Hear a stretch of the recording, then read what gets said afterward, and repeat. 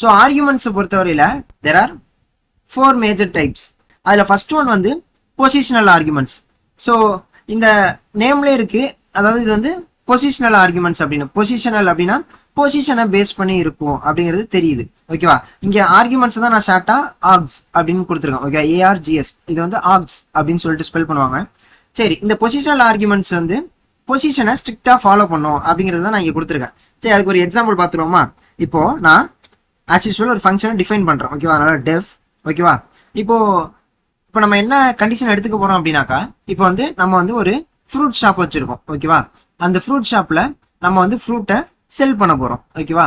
இப்போ நம்ம செல் பண்ண போற அந்த ஃப்ரூட்டுக்கு நம்ம ஒரு ரேட் ஃபிக்ஸ் பண்ணணும், ஒரு பிரைஸ் வந்து நம்ம ஃபிக்ஸ் பண்ணணும். ஓகேவா? அதனால நான் இப்போ ஒரு ஃபங்க்ஷன் வந்து எழுத போறேன். அந்த ஃபங்க்ஷன் வந்து என்ன பண்ண போகுது, நான் செல் பண்ணக்கூடிய அந்த ஃப்ரூட்டுக்கு ஒரு ரேட்டை வந்து ஃபிக்ஸ் பண்ண போகுது.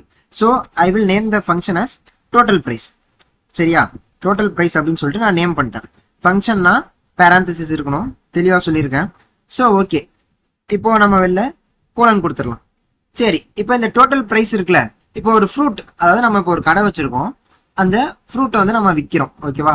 அப்போ ஒவ்வொரு ஃப்ரூட்டுக்கும் ஒரு பிரைஸ் இருக்கும். ஓகேவா? அதனால இப்போ I will just give fruit price அப்படின்னு சொல்லிட்டு ஜென்ரலா கொடுக்குறேன். ஒரு ஃப்ரூட்டோட விலை. ஓகேவா? அது வந்து ஆப்பிளா இருக்கலாம், ஆரஞ்சா இருக்கலாம், கிரேப்ஸா இருக்கலாம், எதுவா வேணாலும் இருக்கலாம். சரியா?